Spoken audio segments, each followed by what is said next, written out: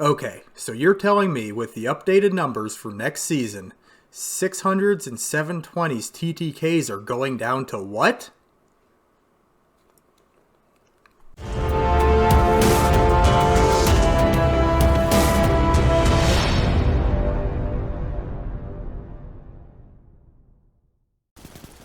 Welcome back, ladies and gentlemen. Thank you for joining me for another video. Now, last week, shortly after the TWAB came out, I released a video saying I thought auto rifles with their updated damage numbers would be good but not great. I was wrong.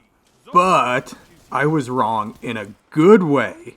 They are going to be viable next season. Their TTK values are going down across the board as far as the 600s and 720s go by about 1/10 of a second, bringing them down into the 0.7 second time to kill range. Now you might not think that's a lot, but the weapons we're using right now in this meta that most people consider good are coming in at around a 0.8 second time to kill. So auto rifles will actually kill a little quicker than these weapons. Plus, auto rifles can be used at extended ranges, especially when compared to some of the top tier SMGs or hand cannons. So, let's take a look at a list that I compiled of auto rifles that we need to keep our eyes on for next season.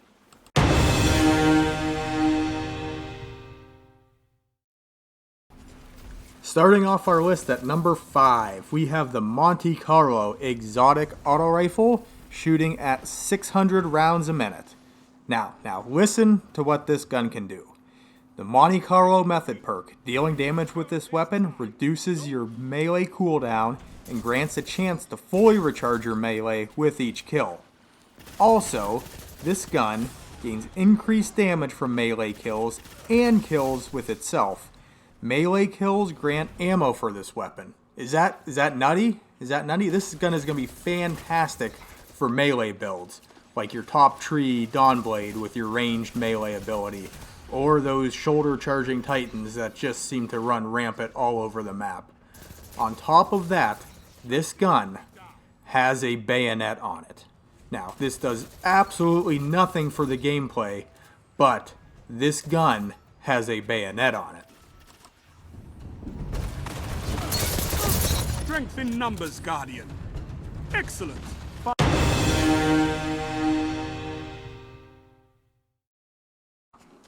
Number 4 on our list, we have Hardlight exotic auto rifle shooting at 600 rounds per minute.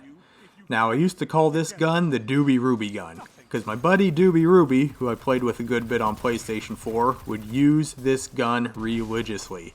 And back then, it wasn't so good, but he stuck with it, and maybe he's the one laughing now. Now, Hardlight has no damage drop-off. A headshot's worth the same value at 50 meters as it is at 2 meters. On top of that, it has ricochet rounds. You can bounce around corners and maybe catch some enemies hiding behind cover. On top of that, it has a catalyst to improve stability, which is probably the one area this gun is a little lacking in.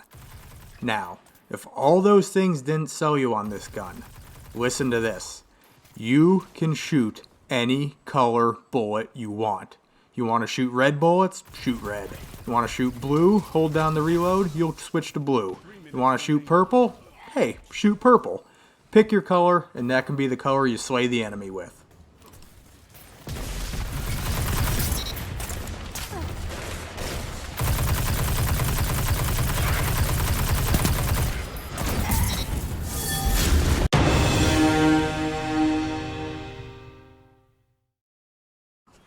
Number 3 on the list, we have the Steel Feather Repeater Legendary Auto Rifle, shooting at 720 rounds a minute.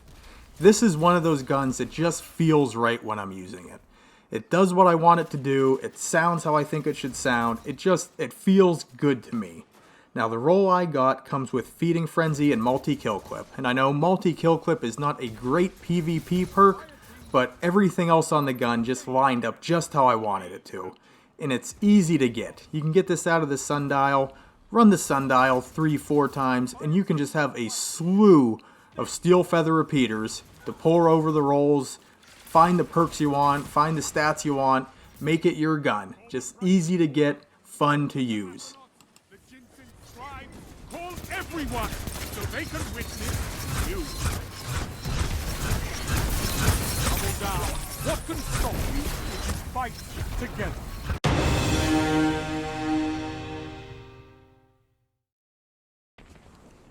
Next up on the list, we have the Suros Regime 600 round per minute exotic auto rifle. Now, this gun was a beast back in Destiny 1, and we might be clipping back into that territory now. It has the spinning up perk on it, which increases your rate of fire the longer you hold the trigger. Starts out at 600 rounds per minute with a very respectable 0.7 second time to kill. It will spin all the way up to 900 rounds a minute with a 0.47 second time to kill. Is that the lowest time to kill value in the game? Maybe I'm not 100% sure, but that's really low. On top of that, when you get a kill, it has a chance to heal you. Great for survivability. And if you have the catalyst upgraded on this gun, it gives you an even higher chance of replenishing your health on a kill. So this gun is really going to be one to keep your eye on next season. Zone advantage is yours.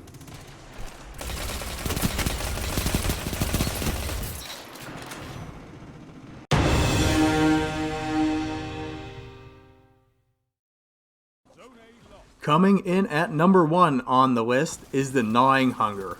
This is my personal favorite auto rifle in the game. I used it back when I was playing on console, and everything it did for me on console translated right over when I started playing on PC. The gun just seems to grab heads. I point in the general direction of the enemy, and I'm seeing yellow damage numbers flying off of them. Now, the role I have on this gun comes with Rampage and Overflow. With the Overflow perk, if I run over a special ammo brick, it stuffs 92 rounds in the magazine. 92 rounds. With Rampage, I can go on some nutty kill streaks with this. Plus, I put a Rampage spec on just to let that Rampage eat a little bit longer. This gun feels fantastic, and definitely keep your eye out for this gun if you get one to drop for you in Gambit Prime or Reckoning.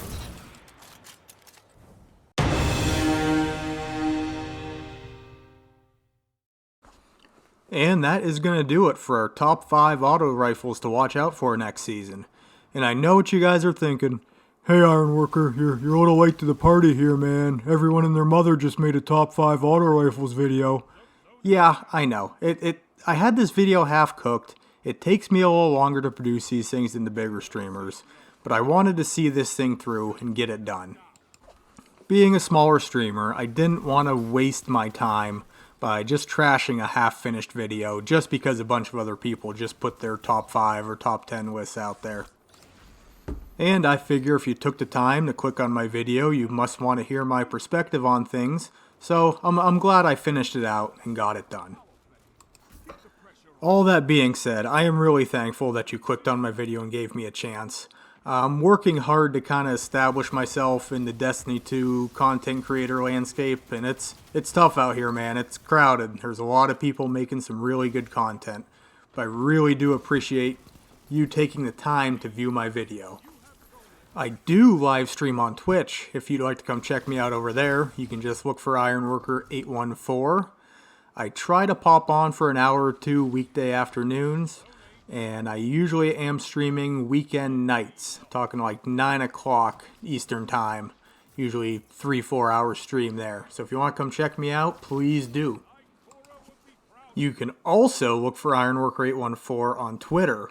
I just opened my very first Twitter account, so I guess if you want to interact with me there, we can Twitter our tweets and do what we do on message me on Twitter. Whatever we do on Twitter, do that if you want to get a hold of me there. But thank you once again for checking out another one of my videos here on YouTube. It means the world to me. You guys are awesome, and I will catch you on the next one.